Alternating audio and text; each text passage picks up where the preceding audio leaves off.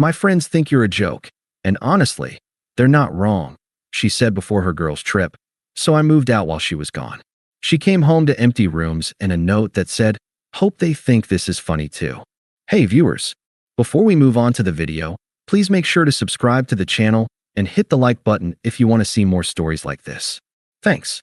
If I had $1 for every time my girlfriend Chloe called me safe, I probably could have retired 5 years ago. Instead, I was just a 29-year-old senior data analyst, paying 80% of the rent on a downtown apartment we couldn't afford. Also, she, 27, could find her passion. For the last 2 years, I'd been investing in us. That meant I was the rock. I was the stable one. I was the one who paid off the $8,000 in credit card debt she'd accidentally racked up just to get her a fresh start. I was the one who funded her failed Etsy store, the one that sold custom resin art keychains. And I was the one who came home every night at 6 p.m., cooked dinner, and listened to her complain about how the world just didn't get her. Lately, though, safe had stopped being a compliment. It had become a dirty word. The real shift started when she fell in with her new friend group, led by a woman named Jessica. Jessica was a nightmare of toxic TikTok trends, a walking billboard for high-value men, provider energy, and six-figure alphas. My $110,000 a year analyst job, once the bedrock that allowed Chloe to explore, was now a source of open embarrassment. I got the first real taste of it a week before the end. We were at a pre-Vegas dinner for her upcoming girls' trip, and I was, of course, paying. Jessica was talking about her new guy, some crypto bro who leased a McLaren. "You should get into crypto, Mark," Jessica said, not even looking at me. "I prefer to invest in things I can actually, quantify," I said mildly. Jessica let out a little humph of a laugh. "That's cute. It's almost like you enjoy being on the financial sidelines." "Chloe," she said, finally turning to her, "you need a man who plays the game, not just spectates." I waited for Chloe to defend me, to say anything. She just forced a laugh, her eyes flicking to me and then quickly away. "Oh, Mark, don't be so literal. Jessica just means you're very practical." Practical was the new safe. The look they shared told me everything I needed to know. I wasn't her partner. I was her court jester. The walking, talking ATM who was just a little too boring to bring around the alphas. Which brought us to Thursday night. Her bags were packed for Vegas, an explosion of sequins and new outfits splayed across the bed I'd paid for. She was on her phone, texting furiously and smiling in that way she never smiled at me anymore. "Chloe, we need to talk," I said, standing in the doorway. She let out an aggressive, put-upon sigh, the kind that says, "You are the single most inconvenient thing in my life right now. God, can you not do this right now?" She locked her phone and threw it on the bed. "I'm trying to get into Vegas mode." "You're such a buzzkill." "A buzzkill?" I asked, and my voice was dangerously quiet. "For wanting my girlfriend to defend me? That dinner last week. The way Jessica talks to me. The way you let her. It's not right." She stood up, and the mask of the bubbly, passionate dreamer I'd fallen for just dissolved. Her face went cold and hard. She put her hands on her hips. "You want honesty? Fine." My stomach went cold. "My friends think you're a joke. And honestly, they're not wrong." I just stared. I couldn't feel my hands. "A joke?"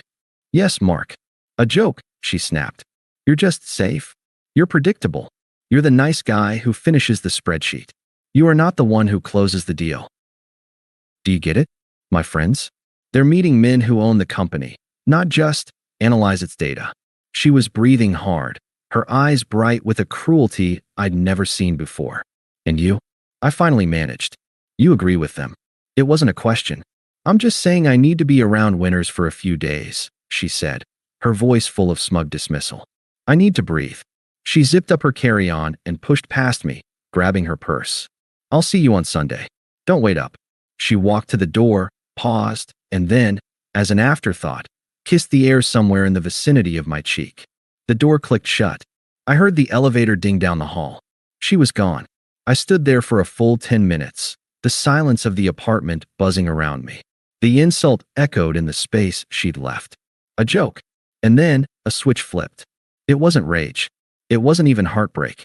It was clarity. Crystalline. Perfect. She didn't just dump me. She hadn't even had the courage to dump me.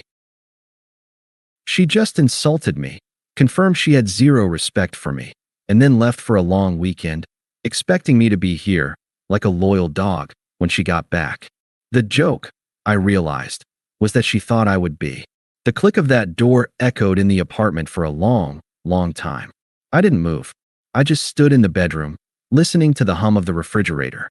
A joke. The joke, I thought, was that she was right. I was a joke. I was the punchline to a story she was telling her friends.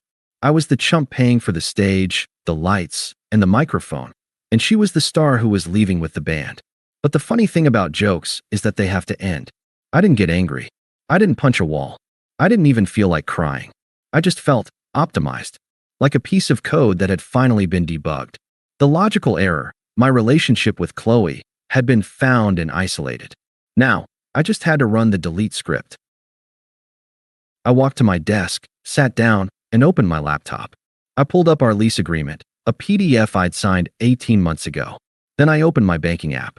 I looked at the 2 years of Venmo transfers, rent, dinner, Vegas fund, Etsy supplies, her half, again. I looked at the utility bills, all in my name. The furniture receipts, all from my credit card. I wasn't her partner. I was her primary investor. And she had just declared emotional and financial bankruptcy. It was time to liquidate my assets. I picked up my phone. My thumb hovered over her contact, the one with the laughing picture of her from a vacation I paid for. I didn't call her. I called my friend Sam.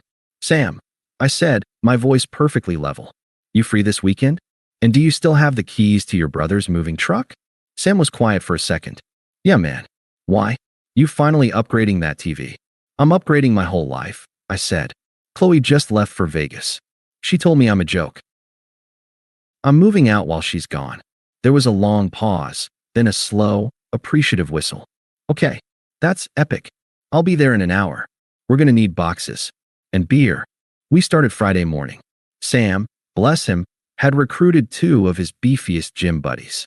While Chloe was presumably nursing her first Vegas mimosa, we were a silent, efficient machine. We were meticulous. I took only what was mine. My clothes, my books, my entire PC setup. My toothbrush. The bed? I'd paid for it. It was disassembled and in the truck in 10 minutes. The sofa? Mine. Gone. The 65-inch TV? My Christmas bonus last year. Gone. The pots, the pans, the good knives, the air fryer, the espresso machine, all mine. I even unhooked the smart bulbs and put the apartment's original, dim yellow ones back in. By 4 p.m., the apartment was hollowed out. It echoed. All that was left was her stuff. Her mountains of clothes. Her makeup collection. Her half-finished passion project canvases. And, ironically, the ridiculous, oversized, gold leaf floor mirrors she and Jessica just had to have, which she'd bought with my credit card. I left it. It seemed fitting. She'd have something to look at herself in. At 4:30 p.m., I made my last call. The landlord. Hi, I said. I'm calling to give notice for apartment 12B. I've moved out. What? Mark? The lease isn't up for 6 months. I understand, I said calmly. I'm forfeiting the entire security deposit. I'm also Venmoing you my half of the lease break penalty right now. The other tenant, Chloe, will be responsible for her half and for the full rent moving forward as of today. I sent the payment while he was still sputtering. I followed up with a formal, signed email. I didn't care about the money. It was a cheap price for freedom. My last act was to walk to the kitchen counter. I pulled a single sticky note from the drawer I'd bought. I wrote 5 words on it. Hope they think this is funny too. I stuck it squarely on the fridge. Then, I walked out and locked the door for the last time. Before Chloe's plane even landed in Las Vegas, I was in a new, smaller, much nicer apartment on a 3-month lease across town. I sat on my sofa in my new living room and I opened my phone. I blocked Chloe. I blocked Jessica. I blocked her entire coven of high-value friends. I changed my voicemail greeting to a generic, robotic voice. Then, I ordered a pizza and slept for 10 solid hours. I didn't hear the explosion. I just felt the shockwave, secondhand. Sam, who still had a few mutual, non-toxic friends in that orbit, got the play-by-play. Chloe got back Sunday night, tan, hungover, and probably broke from whatever alpha bottle service table she'd been comping. She walked into the dark, empty apartment. Her first call, according to Sam, wasn't to me. It was to 911. She reported a robbery. Two very tired-looking cops showed up. They walked through the echoing rooms, saw her clothes and makeup piled in the bedroom, and then saw the single sticky note on the fridge. "Ma'am," one of them said, "looks like you had a bad breakup. This is a civil dispute." And then they left. The second wave hit Monday morning. The landlord. He informed her that, per her lease agreement, she was now solely responsible for the full $3,400 monthly rent. And, he added, "We still require the $1,700 lease break penalty from you. Your ex-partner already paid his share. We'll need that by the 1st, or we begin eviction proceedings." The third wave was the Vegas karma. Sam heard that the trip was a catastrophe. The high-value men Jessica had lined up were just a few club promoters who got them free entry, then stuck them with a $2,000 bar tab. Chloe had come home broke, hungover, and expecting to land on her safe bet boyfriend. The ATM, however, was no longer in service. She couldn't reach me, so she started blowing up Sam's phone. He did me the solid of letting them go to voicemail, and then he played them for me over a beer. It was illuminating. Voicemail 1, Sunday, 11:30 p.m., pure panic. Sam? Sam, where is he? Where's Mark? He's not answering his phone. Someone broke in. They stole everything. The sofa. The bed. Sam, he took the goddamn coffee maker. What am I supposed to do? What am I supposed to do? Voicemail 2, Monday, 2 p.m., pure rage. You tell Mark. You tell him I'm calling a lawyer. He can't just leave. He abandoned me. He owes me. He's a coward. This is sociopathic. He thinks this is funny. He's a joke. He's AA. She just screamed and hung up. Voicemail 3, Tuesday, 3:15 a.m., pure desperation, sniffling, voice thick with tears. Sam, please. I don't know who else to call. The landlord called.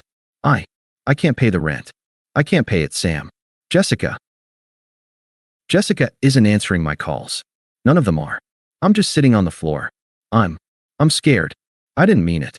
I didn't mean what I said. I was just stressed about the trip. Please, just tell him to call me. I just need him to call me. Sam looked at me.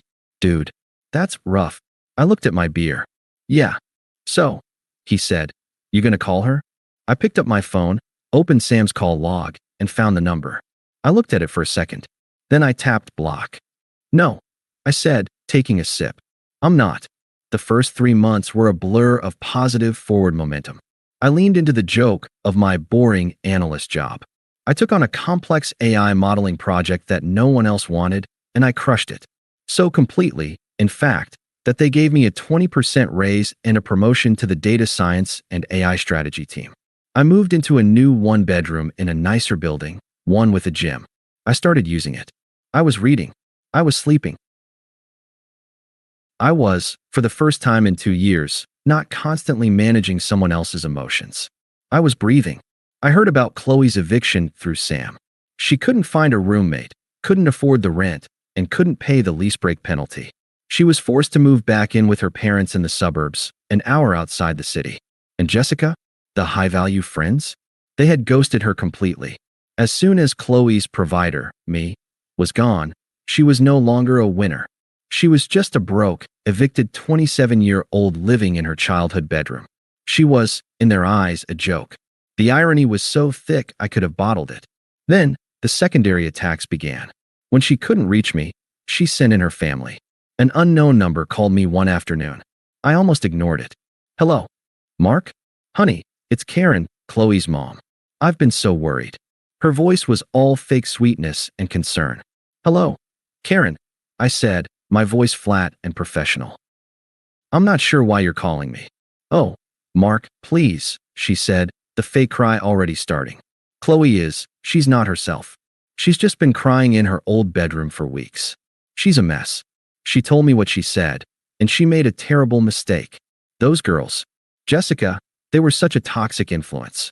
You know she doesn't mean those things. I waited. She loves you, Karen pushed. She needs you, Mark. Can't you just talk to her? This is all just so embarrassing for her. There it was. Not devastating, not heartbreaking, but embarrassing. That was all this was to them. An image problem. Karen, I said, my voice cold. What Chloe did was for her. What I did was for me. I have to go now? Please don't call this number again. I hung up and blocked the number. A week later, the final boss tried to log on. I got a message request on LinkedIn, of all places. It was from Jessica. Hey Mark. Long time. Look, I know we didn't always see eye to eye. But I think what you did to Chloe was really cruel. She's at rock bottom. She's lost everything. You made your point, okay? But you've destroyed her. As the bigger man, you should really reach out and help her get back on her feet. It's the least you can do after humiliating her. The hypocrisy was so profound it was almost impressive. I had humiliated her. I stared at the message. I thought about all the things I could say. Instead, I typed one word. No. Then I hit block. A full year passed. My life was unrecognizable. My new role was challenging and fulfilling. I was in the best shape of my life. And I had met someone. Her name was Anna, a brilliant and wickedly funny architect who thought my data nerd jokes were hilarious. She was kind, she was respectful, and she was my partner in every sense of the word. Which is why we were at the City Tech Gala, a massive black tie awards dinner. My AI-driven project had won a small industry award, and my company had a table. I was in a perfectly tailored tux, Anna at my side in a stunning deep blue dress. We were laughing, actually laughing, as she told me a story about a client who wanted a modern Tuscan/brutalist nightmare of a house. I'll be right back, I said, kissing her shoulder. Going to grab us more champagne. I made my way to the crowded bar, scanning the room. And that's when I saw her. The contrast was sickening. Chloe was there. She wasn't a guest. She was a brand ambassador, a temp job. She was wearing a cheap-looking, too-tight red dress that was completely wrong for the event. Her face was gaunt, the Vegas tan long gone, replaced by a mask of caked-on makeup. She was forcing a smile while handing out tiny, branded samples of a new energy drink from a tray. Our eyes locked across the room. She looked like she'd seen a ghost. Her plastic smile dropped. She abandoned her tray on a nearby ledge and, to my horror, started pushing through the crowd toward me. She cornered me against the bar. Mark. Oh my God. You look, wow. This tux. Her eyes were raking over me, wide with a kind of desperate hunger. Chloe, I said. I nodded. My voice was polite, detached, like I was addressing a stranger who had just asked for directions. Mark, please. The words spilled out of her, fast and frantic. I'm so sorry. God, I was so stupid. I was an idiot. I was a child. Those friends, that whole life, it was all fake. It was all just a joke. You were the only real thing I ever had. I just looked at her. I didn't say, I'm sorry to hear that. I didn't say, that's awful. I didn't say anything. I have to get back to my table, I said, turning slightly. No, wait. She grabbed my arm, her fingers digging into the sleeve of my tux. The old entitlement flashed in her eyes. Please. I'm back at my mom's. I lost everything. I lost the apartment. Jessica and everyone, they're gone. Don't you see? I've learned my lesson. I'm in therapy. I've changed. We can change. We can be happy again. I didn't pull my arm away. I just looked down at her hand on my sleeve. I looked at it with such complete, cold indifference that she uncomfortably removed it, as if she'd touched something hot. So that's it? She demanded, and the desperation was turning sour, morphing into that familiar, angry cry. You destroyed my life and you're happy? You just get to walk away? I'm a joke to you now, is that it? I paused, and for the first time, I almost smiled. I leaned in, just slightly, my voice calm, factual, and final. You've got it all wrong, Chloe, I said quietly. You're not a joke to me. A tiny, pathetic flicker of hope lit her eyes. You're not anything to me, I said. You're just the person who used to live in my old apartment. Her face crumpled. It was the look of someone who had just been erased. Hey, a warm, bright voice. Anna slid in beside me, radiant, and looped her arm through mine. I got us a table on the terrace. Is everything okay? My entire demeanor, my whole body, my face, it all changed. I turned to Anna and smiled, a real, warm smile. Everything is perfect, I said. I looked back at Chloe, who was now staring at Anna like she was a creature from another planet. The upgrade was standing right in front of her, and the realization was a physical blow. I squeezed Anna's hand. Excuse us, I said to Chloe, with the polite, empty indifference of a hotel clerk. Enjoy the rest of your shift. I put my hand on the small of Anna's back, and we walked away. I didn't look back once. I didn't need to. As we walked onto the terrace, the cool night air hit us, and I heard the faint sound of the event MC announcing the next award. And I realized, with a sudden, profound sense of peace, that I couldn't even remember what her joke about me was. It didn't matter. It wasn't my life anymore. Thanks for watching. Make sure to subscribe to the channel and hit the like button. What do you think about this story? Share it in the comments.